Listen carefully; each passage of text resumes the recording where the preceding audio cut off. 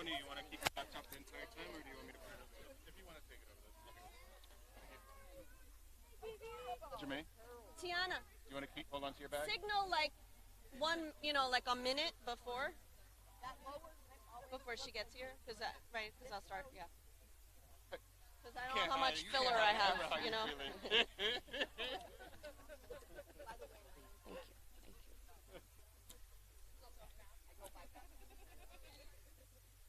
When are you putting it up? For the action.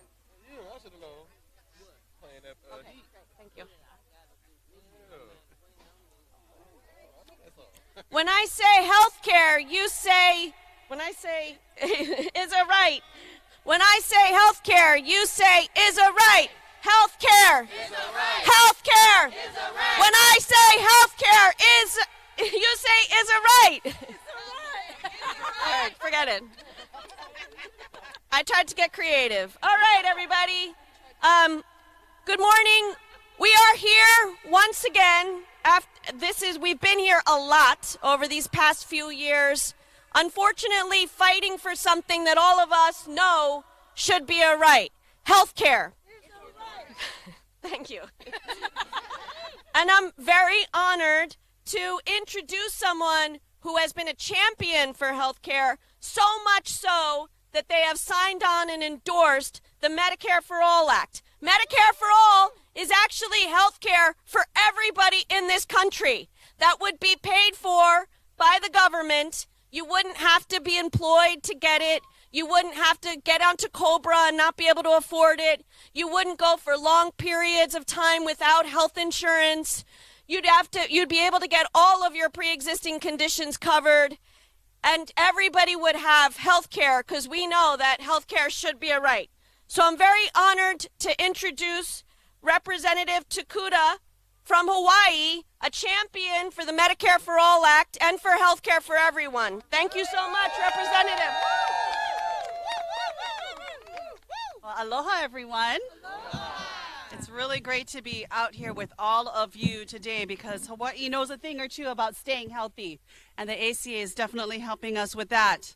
Mahalo to the Center for Popular Democracy for organizing today's press conference.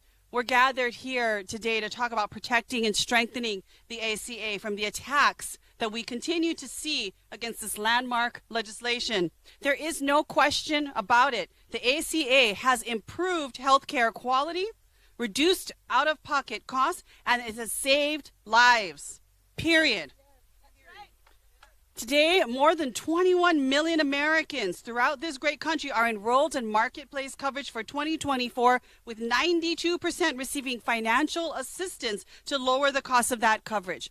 As a result, just under half of all ACA marketplace enrollees are paying $10 or less in monthly premiums.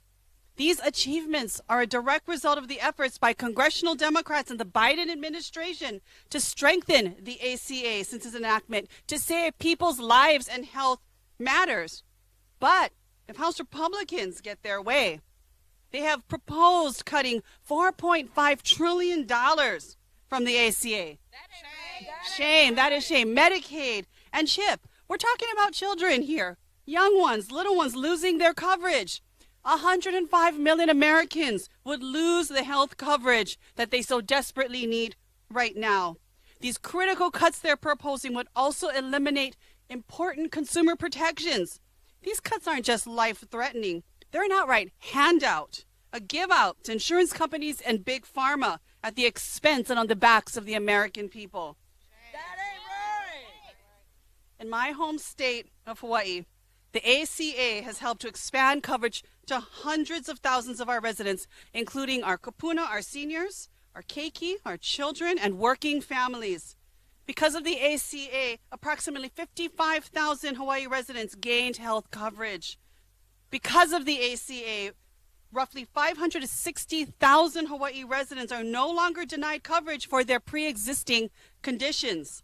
Because of the ACA, more than 9,000 young adults now have health coverage through their parents, and because of the ACA, over 22,000 seniors have saved tens of millions of dollars each year on their prescription drugs, and we know this is the case across the country. And because of the ACA, 630,000 people in my home state are guaranteed preventative services, flu shots, contraceptions, cancer screenings at no cost to themselves. The ACA has undoubtedly worked in Hawaii and across this country to get more of our people the care that they need. As the representative of one of the most rural and remote districts in the country, my work in Congress has been informed by the challenges and experiences that our rural and remote communities face every day, including inadequate access to care. I know rural. Some of you behind me, you live rural. You've seen rural. You've heard the cries and the frustration of rural patients and providers struggling to make it by.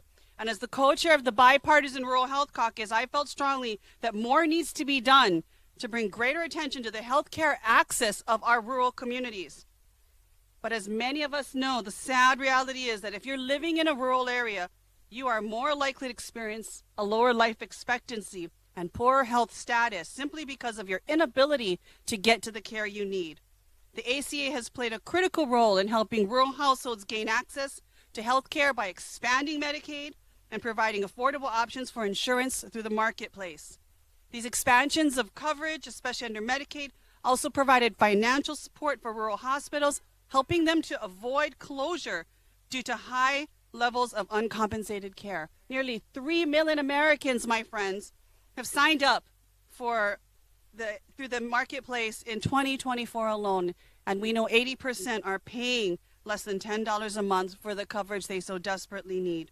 Because of the ACA nationwide hospital, uncompensated care costs dropped by $12 billion, helping rural hospitals stay afloat. And yet, unfortunately, we know state decisions about ACA implementation, particularly as it relates to Medicaid expansion, have had a disproportionate effect on the coverage options available to uninsured rural Americans.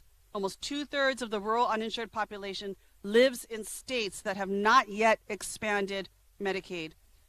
And these individuals are more likely, we know, to fall through that coverage gap as a result. Like the rest of the country, rural America has been seeing meaningful gains in health coverage since the ACA's major coverage expansions took effect in 2014, but at a much slower rate to their urban counterparts. Under the ACA, Medicaid has not only been vital for rural Americans, but also for our rural hospitals. If the ACA is repealed, nearly 5 million rural residents could lose their health care coverage. If the ACA is repealed, even worse, 892 hospitals, more than 40% of all rural hospitals in the U.S. are at immediate or high risk of closure. That ain't right. That's not right. For millions of Americans in districts all across our country, repealing the ACA would mean seniors on Medicare will pay more for prescription drugs. Working families will pay higher premiums. Adults, women, and children will no longer be guaranteed free, preventative, life-saving, life-lifting care. And people who are self-employed or between jobs will lose access to subsidies or their coverage altogether. The fact of the matter is, because of the ACA, our people and our communities are healthier, they are more financially secure, and our nation as a whole has made significant progress in reducing health disparities, improving outcome, and increasing access to care. Rest assured, my friends, though, Democrats will keep on the fight to make sure we defend the progress we have made under the ACA and strengthen this law from future attacks and for the betterment of all of our people throughout this great country, no matter where they are, no matter what the color of their district, no matter what they do, no matter where they live, they deserve access to health care. They deserve a better quality of life. So thank you for joining us today. We will continue the fight. We will continue to lift up America. We will continue to protect the ACA. Mahalo, everyone. Thank you, Representative Takuda.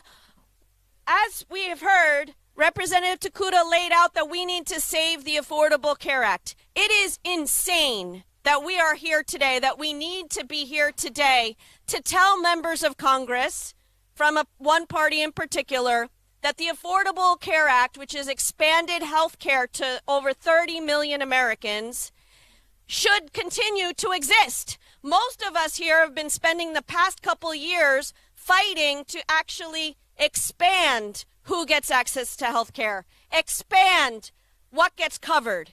And we're going to hear today from some people who have stories to share about the incredible need for health care in this country and why we need more of it, not less of it. And rest assured, there are some people that will fight for us, like Representative Takuda, like most people in the Democratic caucus. And then there are some people who are saying that they, on day one, if they get into power and they have control of Congress, they will repeal the Affordable Care Act. We have seen this movie before, and we are ready to fight back to save the Affordable Care Act. We are ready. This is almost the anniversary. This is a few days after the anniversary of the repeal of Roe versus Wade. We are ready to fight back and expand and save access to reproductive health care, including abortion. And we are ready to finally win universal health care under the next administration. So I'd like to introduce some of our storytellers. So the first person that we're going to hear from is Patty Kidder from Maine People's Alliance, who will talk to us about her struggle to get access to health care for her and her family. Patty?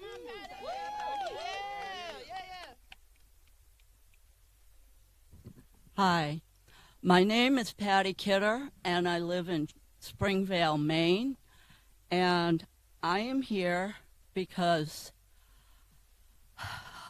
in 2018, one of my best friends was diagnosed with chronic liver failure, and she was told that she needed a new liver and that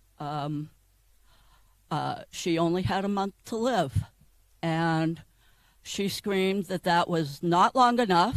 She had way too much to do, which was exactly what I wanted to hear out of her. And we went to Leahy in Burlington, Mass., and they told me that she was so sick that she needed somebody to sign on a dotted line that they would be her caregiver, they would make sure she got to every appointment, and that they would find her health insurance that would cover a pre-existing condition of requiring a liver transplant. Through the ACA and the marketplace, I was able to get her the insurance she needed to get that liver transplant. If the ACA did not exist, no insurance company would ever have gone with that kind of a pre-existing condition, knowing the hundreds of thousands of dollars they were going to have to put out. She is alive today. She has her liver, and I'm very amazed at what the healthcare system can do, but we all need the ACA. We all need health insurance that will cover everything. We need improved Medicare for all that doesn't just cover 80%. It needs to cover 100%. And it needs to cover every kind of health care, including and not just limited to physical, mental, and vision and hearing and dental. And don't forget dentures, because that's where I'm going.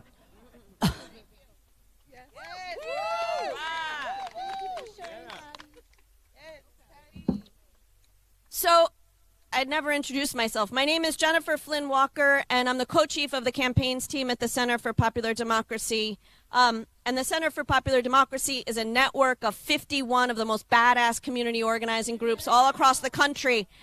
And thousands of members of our affiliate organizations all across the country came to D.C. regularly in those first few years of Trump, when Republicans were trying everything that they could to take the Affordable Care Act, to take away health care to millions and tens of millions of Americans. People came into D.C. and they engaged in a campaign of sustained nonviolent civil disobedience, putting their bodies on the line to demand that we save the health care that we have and we expand access. And we threw down with some amazing allies in that fight. And one of them was Social Security Works. Now, the Republicans are talking about not just repealing the Affordable Care Act, but they're also coming after, always, consistently, Social Security, our right to be able to retire, to not work until we're 95 years old. They're coming after Medicaid and Medicare. Rest assured that they will not be happy if they are in power unless they have taken away all of our entitlements. And so I'm very honored to introduce the Executive Director of Social Security Works, Alex Lawson. Thank you so much, and I'm honored to be introduced by Jennifer Flynn Walker, a tireless fighter on the side of the people. And I am going to take us down a little bit of a trip down memory lane. Not the best memories. Not the best memories. I want everyone to remember that. Do you remember what the Republican House did when they took power under Trump with the ACA? They voted to repeal the ACA. They voted for it. They had it. They had the votes to rip health care away from tens of millions of Americans. What was their plan? What was their plan for those people? I'll tell you what their plan was. For them to die. That was their plan. They had every single vote they needed in the Senate but one. But one. And it's because of activists, tireless activists like Jennifer, like CPD, like all of the tens of millions of people across this country standing up and raising our voices. And luckily, there was one Republican, John McCain, who heard us and said, I'm not going to rip health care away from tens of millions of people. But that is their plan. And it's up to us to tell people, because still we have this corporate media that's part and parcel with the billionaire class who are like, oh, they're overreacting. What are they talking about? They're not going to. Don't listen to their words. Don't listen to their words. And this isn't partisanship. This isn't partisanship. It's just facts. When the Republicans take power, they work to take away our health care. That's what they do. When the Democrats have power, they work to expand our ability to access health care. We need so much more health care, the ability to access health care in this country than we have right now. Right now, a lot of people say our healthcare system is broken, but that's not true. Our healthcare system is working perfectly. It just is not set up to deliver healthcare. It is set up to deliver profits to billionaires, and they do not care if they kill us to get that money. That's what the Republicans are fighting for. The Republicans are fighting for the billionaires to be able to kill us for profit. That is what is at stake here. The ACA, the expansion of Medicaid, has it is life or death for 25 million people.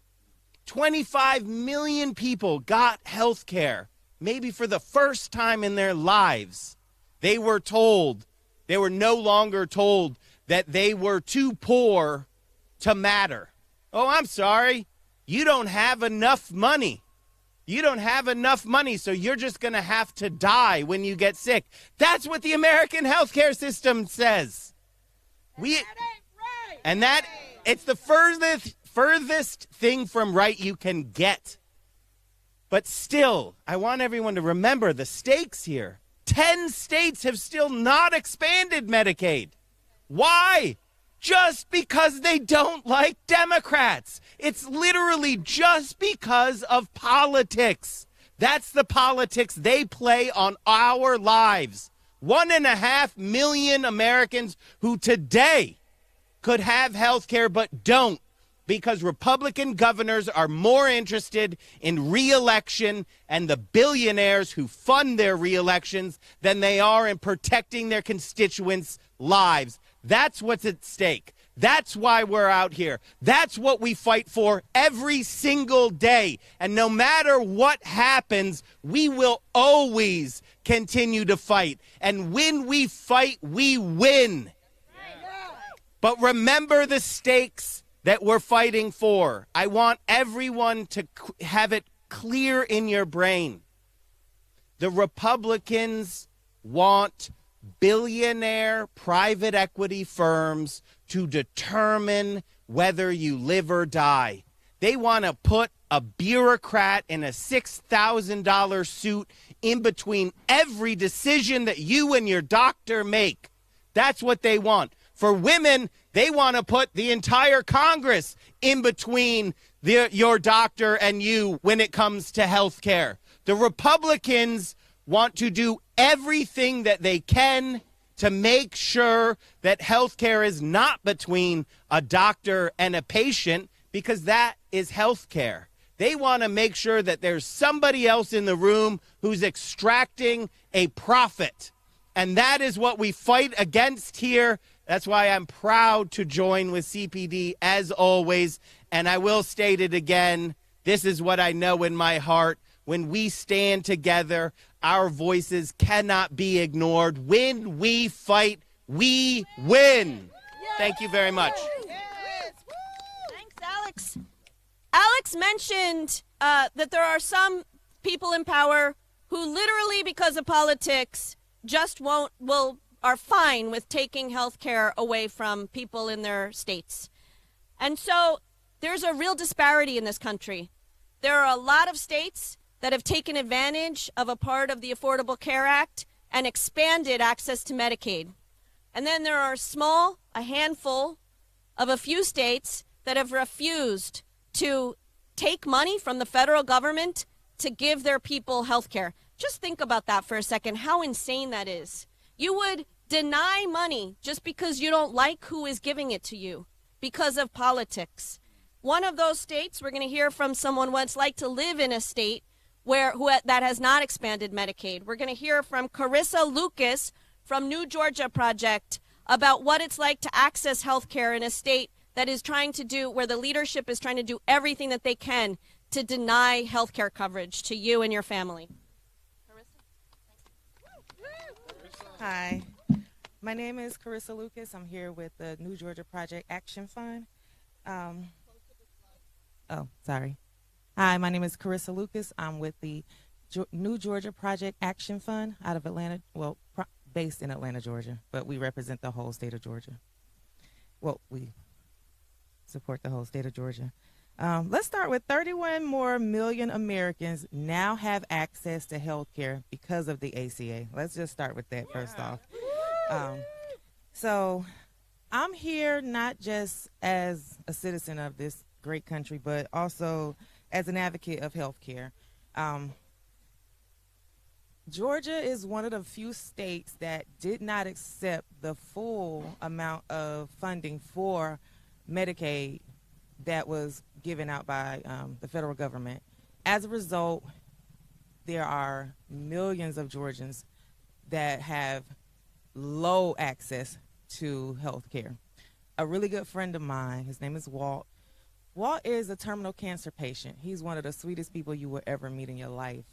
But because of Georgia not accepting the full expansion of Medicaid, he was only able to get a low carrier through the marketplace.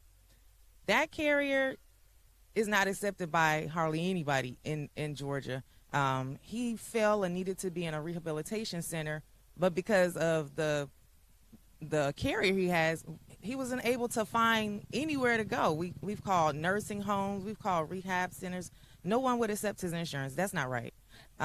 You've been paying into the Medicaid system your whole life if you work as an American. There's no way, there's no reason why you should not be able to have access to care when you need it. So I'm here today to advocate to speak with our senators, Mr. Ossoff and Reverend Warnock, to encourage them to support expansion of Medicaid in the state of Georgia. We've had 13 hospital closures in Georgia over the past decade, and we need some solutions and some support from them. So that's why I'm here today.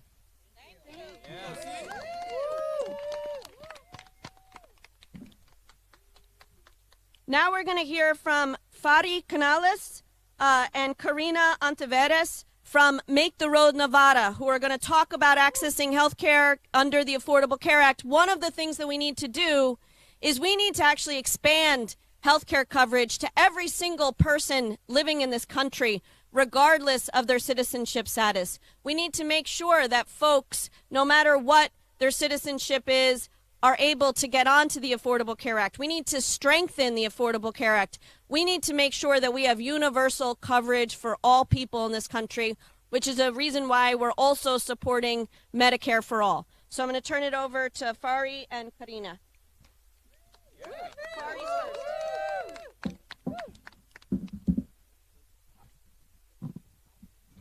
Hola, mi nombre es Faridi Canales. Soy miembro de Make the Road Nevada y soy madre soltera de un hijo ciudadano. Llevo más de 15 años viviendo en Estados Unidos buscando una mejor calidad de vida. Como muchos inmigrantes, vine huyendo de la inseguridad y la mala economía de mi país de origen. En 2017, después de un día jugando con mi hijo en el parque, empecé a sentirme muy mal. Tenía dolores en las articulaciones, dolores de cabeza, fatiga y entumecimiento de mis hombros y brazos. Sin seguro médico, tuve que pagar en efectivo múltiples consultas sin obtener respuestas. En abril de ese año, me paralicé completamente y fui llevada al hospital por emergencias, donde me pidieron un depósito significativo para poder atenderme. Pasé 3 semanas hospitalizadas, regresé a casa y días después tuve otra recaída, terminando nuevamente en el hospital, otras 3 semanas internada, con parálisis completa. A pesar de los múltiples estudios y visitas a especialistas, seguían sin saber qué me estaba pasando. Eventualmente, un neurólogo y un doctor del UMC me diagnosticaron con una enfermedad autoinmune llamada CIDP. Me dijeron que tendría que acostumbrarme a mi nueva vida con parálisis, dolor crónico y un debilitamiento progresivo. Me dieron un tratamiento para suprimir mi sistema inmune, pero mi salud seguía empeorando y las cuentas médicas ascendían drásticamente. El primer año entre hospitalizaciones, consultas y tratamientos superó el $1,000,000. En el 2018 tuve una fuerte recaída. En ese entonces una doctora me mandó a hacer otros estudios adicionales y finalmente, después de un año del primer año mala, de un diagnóstico equivocado, me informaron que tenía la enfermedad de Lyme. Estuve un año, el primer año de enferma, recibiendo un tratamiento erróneo, donde mi salud estaba empeorando cada día más. Y la falta de seguro médico, eso fue lo que impidió desde un principio recibir una atención adecuada. Afortunadamente estoy aquí para contar mi historia. He conocido alrededor de todos estos años muchísimas personas que están sufriendo un mal servicio médico debido a 2 cosas, a un estatus migratorio indefinido y a una inaccesibilidad en el servicio médico. Estoy dando aquí mi testimonio personal para resaltar cómo nos afecta no tener un servicio médico y accesible. Los hospitales sí te atienden por el área de emergencias, pero las cuentas son muy altas. Vas a una clínica o a un especialista y tienes que pagar si no tienes un seguro médico accesible, lo cual es imposible pagar. ya que tenemos que pagar comida, renta, vivienda, muchísimas cosas y todavía agregar el cuidado a nuestra salud. Alzo mi voz para exigir la protección y expansión de programas como ACA, porque todas las personas tengamos acceso a una atención médica digna y accesible. Es un derecho fundamental de todos. Independientemente de nuestro estatus migratorio, necesitamos una salud digna. Sin salud no podemos trabajar ni cuidar de nuestros hijos, de nuestros padres, de nuestras familias. Gracias por escuchar mi historia y espero que podamos todos juntos abogar por un cambio necesario en el sistema de salud. Gracias. And I'm going to translate that into English. Hello, my name is Faride Canales. I am a member of Make the Road Nevada, and I am a single mother of a citizen son. I have been living in the United States for more than 15 years, looking for a better quality of life. Like many immigrants, I came fleeing the insecurity and bad economy of my country of origin. In 2017, after a day playing with my son in the park, I started to feel very bad. I had joint pain, headaches, fatigue, and numbness in my shoulders and arms. Without health insurance, I had to pay cash for multiple consultations with no answers. In April, I became completely paralyzed and was rushed to the hospital, where they asked for a significant deposit to treat me. There's a bug on there. I spent 3 weeks in the hospital, returned home, and then relapsed, ending up in the hospital again for another 3 weeks. Despite multiple tests and visits to specialists, they still don't know what was wrong with me. Eventually, a neurologist and doctor at UMC diagnosed me with an autoimmune disease called CIDP. I was told I would have to get used to a life with paralysis, chronic pain, and progressive weakening. I was given treatment to suppress my immune system, but my health continued to decline, and my medical bills increased dramatically, exceeding $1 million. In 2018, I had a very serious relapse. A doctor sent me for additional tests, and finally, after a year of misdiagnoses, I was informed that I had Lyme disease. During that year, I received incorrect treatments that worsened my health due to my lack of health insurance that prevented me from receiving proper care from the beginning. Fortunately, I am here to tell my story. I have met many people who have also suffered poor medical service due to the lack of permanent immigration status and the inaccessibility of medical services. I am giving my personal testimony to highlight how not having accessible medical services affects us. Hospitals treat emergencies, but the bills are very high, and if you go to a clinic or a specialist, you must pay in cash, which is impossible for many. I raise my voice to demand the protection and expansion of programs like the ACA so that all people have access to decent and accessible health care. It is a fundamental right, regardless of our immigration status. Without health, we cannot work or take care of our children, parents, and family. Thank you for listening to my story, and I hope that together we can advocate for necessary change in the healthcare system. And now I'd like to introduce Karina Antiveros, also from Make the Road Nevada. Thank you. Hola, mi nombre es Karina Ontiveros y soy una orgullosa miembro de Make the Road Nevada. Hoy hablo como madre de Edward García, de 28 años, quien fue diagnosticado hace 5 años y ha luchado contra la esquizofrenia. Sus crisis frecuentes han llevado a múltiples hospitalizaciones. Aunque Edward tiene seguro estatal y recibe algunos beneficios, estos recursos no son suficientes. Cada vez que sufre una crisis es hospitalizado solo por 7 a 8 días y luego es enviado a casa sin seguimiento adecuado. Este ciclo es muy triste y desgarrador. Quiero que mi hijo viva con estabilidad y dignidad, pero el temor y la ansiedad son constantes. A pesar de ser ciudadano estadounidense, Edward no recibe la atención que merece. Me siento impotente viendo a mi hijo sufrir sin poder ayudarlo. La falta de atención médica mental integral necesita atención urgente. Necesitamos soluciones a largo plazo. estancias hospitalarias extendidas, tratamientos de seguimientos efectivos y servicios comunitarios integrales. Programas como el Affordable Care Act son esenciales para garantizar que todos, especialmente aquellos con condiciones graves, reciban la atención necesaria. Edward y nuestra comunidad merecen algo mejor. No podemos dejar que los republicanos quieran reducir aún más, amenazando la cobertura de más de 105 millones de estadounidenses que, como he vivido en carne propia, no es suficiente y necesita, por el contrario, más presupuesto. Unámonos para exigir que nuestros líderes electos luchen por los recursos necesarios para apoyar a quienes luchan con problemas de salud mental en todo el país.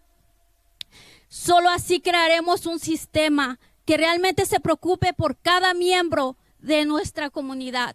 Muchas gracias.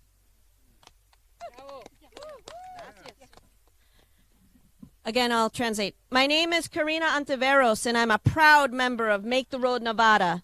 Today, I speak as the mother of Edward Garcia, 28, who was diagnosed 5 years ago and has struggled with schizophrenia.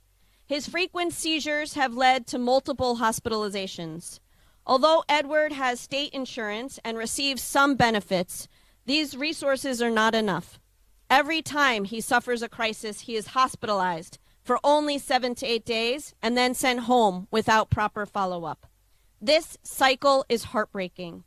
I want my son to live with stability and dignity, but fear and anxiety are constant. Financial stress makes it difficult to provide the basics. Despite being an American citizen, Edward does not receive the attention he deserves. I feel helpless watching my son suffer without being able to help him. The lack of comprehensive mental health care needs urgent attention. We need long-term solutions, extended hospital stays, effective follow-up treatments, and comprehensive community services. Programs like the Affordable Care Act are essential to ensuring that everyone, especially those with serious conditions, receive the care they need. Edward and our community deserve better. We cannot let the Republicans who want to reduce even more by threatening the coverage of more than 105 million Americans, which, as I have experienced firsthand, is not enough, and on the contrary, needs more budget. Let's come together to demand that our elected leaders fight for the resources needed to support those struggling with mental health issues across the country.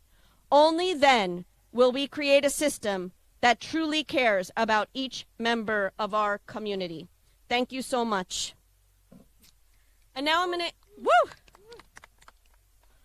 I said earlier that this is an anniversary that we're unfortunately celebrating. We're not celebrating. We're very sad to be here just 2 days after the anniversary of the Supreme Court overturning Roe versus Wade, which meant that access to reproductive health care, access to abortion for tens of thousands of people across this country has now begun.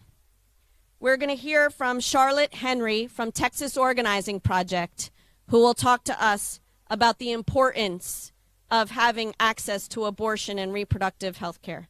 Thank you, Charlotte.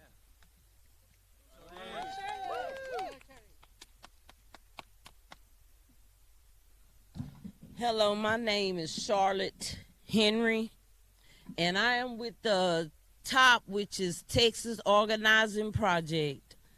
And I'm a proud member of the Texas Organizing Project and Center for Popular Democracy. As a Medicaid and Medicare recipient, I am here to share with you my story about Medicare and Medicaid. I have been on disability since I was 32 years old, and I'm glad that I was able to get Medicare and Medicaid. But here's the story. I became disabled while working. And I had great insurance on the job, all that good stuff. But when I fell mentally ill, I was receiving insurance payments from my job.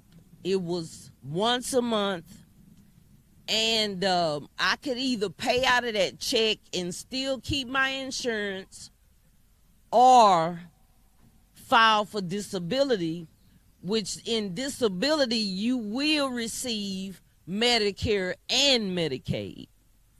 When I first started getting Medicare and Medicaid, I didn't understand the program, and they was deducting like $100 out of my check, and my check was only like $800 maybe when I first started, $699 a month. Come on. I had to survive off $699 a month. And it took me to 2003 before I received Medicare.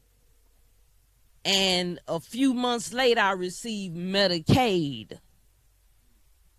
So I thought I was in good hands, but I was making probably about $800 to $900 every 2 weeks.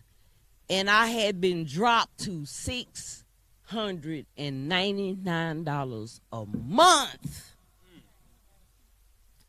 And I survived because God made a way. I lived in a Houston area, 5th Ward, for years. And I was able to find housing for pretty good, cheap money. Cheap money, that's the only way that I could make it. I thank God that I can truly say I have pretty much the best insurance, Medicaid and Medicare. But I'm here because of all these people behind me and around the world who have so many problems trying to get help, medical help. It's expensive to survive in this world. Come on. $699 a month, Medicare and Medicaid. Right now it's 2024, and I get maybe a little over $1,100. But I have the best insurance. But we have all these people, but we here for a fight. If I had not become disabled, I would be in this boat sinking, waiting for somebody to save us. It's time for people that's in these buildings, congressional buildings, to make some decisions today. While we here, we want to hear from somebody we have elected. Well, where are they? I didn't come here just to be talking about no Medicaid and Medicare and no action. We here for some action.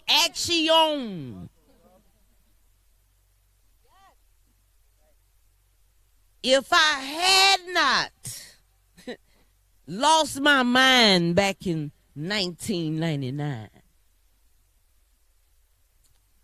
I would be in this boat with these people, and I am in this boat because they talk of anytime they can cut off my benefits. $1,100 a month, from $699 to $1,100. I had been paying my rent and going to the doctor. I could go to any doctor, girl, women, men. I can go to the best hospital, UT physicians, and get the best health care. And don't have to pay copay. Nowhere. Yeah. No co-pays for the people that's working hard every day. Something go wrong, we get in a wreck or anything, have heart problems, liver, whatever. We need help, because I'm not no degenerate. I work hard for my money. I didn't even know that I could work and get disability and Medicaid till I stopped listening to the people in the hood and all around. I'm hot right here. Somebody help me. I'm about to be done. Sorry, y'all moving. Healthcare is a right. Healthcare is a right. I'm a. Can somebody remind me what I was saying? I've been on. Yeah, we need it today. I'm about to close, but I just want y'all to know why we gotta wait till we in wheelchairs or walking around. I'm disabled physically and they say mentally. I accept either or. But I'm not a lazy person. I work hard for my money. Just like all these people working hard for that cash. But when we down and out, we need some help.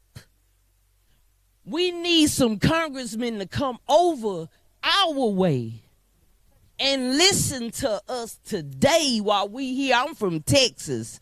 I didn't even imagine that I would be in Washington, D.C.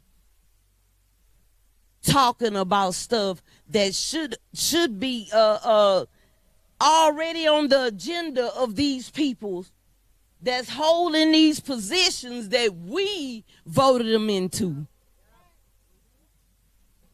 But just like they got voted in, if they don't help us right now, they gonna be voted out. Thank you, Charlotte. Healthcare is a right. Healthcare is a right. Say what? Healthcare is a right. Healthcare is a right. Say what? Healthcare is a right. Healthcare is a right.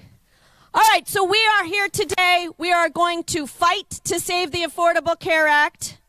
We are going to demand that anyone who comes into office after this election, there's an election, y'all, and something that we all need to do is we need to go to anyone who's running for office and we need to ask the simple question: do you want to expand who has access to health care, put more people on health care, and expand health care coverage to include things like mental health, dental, vision?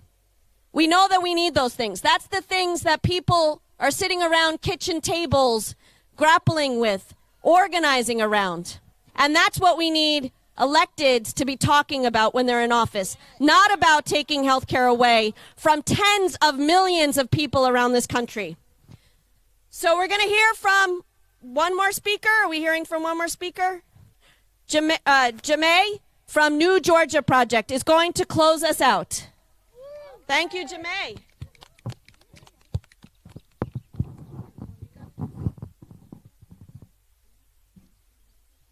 Is it still morning? Yeah, it's still morning.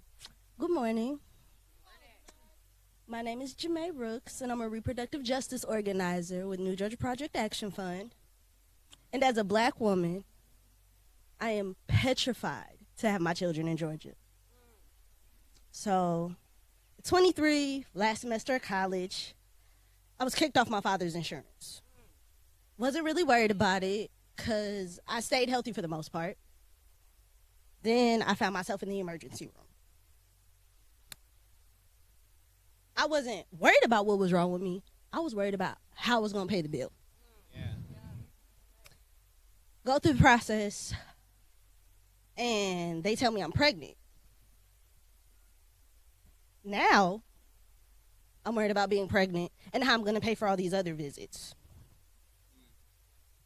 Go to the ultrasound and find out I'm 6 weeks pregnant, but I also have 3 cysts between my 2 ovaries. I had 2 on the right and 1 on the left. A nurse casually told me, the cyst on the left ovary is going to grow with the baby. You're not going to be able to carry your baby to term. We're done. And that was it. When I went back to speak with the doctor, she casually laughed. It was like, oh, you're not going to be able to carry your baby to term. Okay. And as I'm sitting there trying to process the information, I'm asked, so how do you want to pay for this? And at 23, trying to figure out school, the last thing I want to have to think about is taking care of a baby or having to pay for extra doctor visits.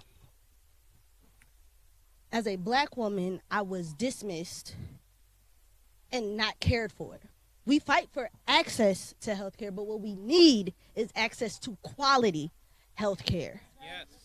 Just because I look a little young or my tax bracket isn't what people feel like those they should care about has, doesn't mean I'm any less than a person or that I should be treated as less than. There was no reason for any doctor to look me in my face and casually laugh and tell me I'm not going to be able to carry a child to term. We are here today to advocate for those that look like me who don't always have a voice, who don't know how to advocate for themselves. We're asking, no, I'm not going to say we're asking. We're demanding that the people we take our time to vote for listen to who got them there. Access to quality and affordable health care for all. And that's it. Healthcare is a right. Healthcare is a right. Healthcare is a right. Say what? Healthcare is a right. Healthcare is a right. Thanks, everybody, for coming out. We're going to go now, take this message, tell these stories to all of our elected officials. Thanks so much. Woo!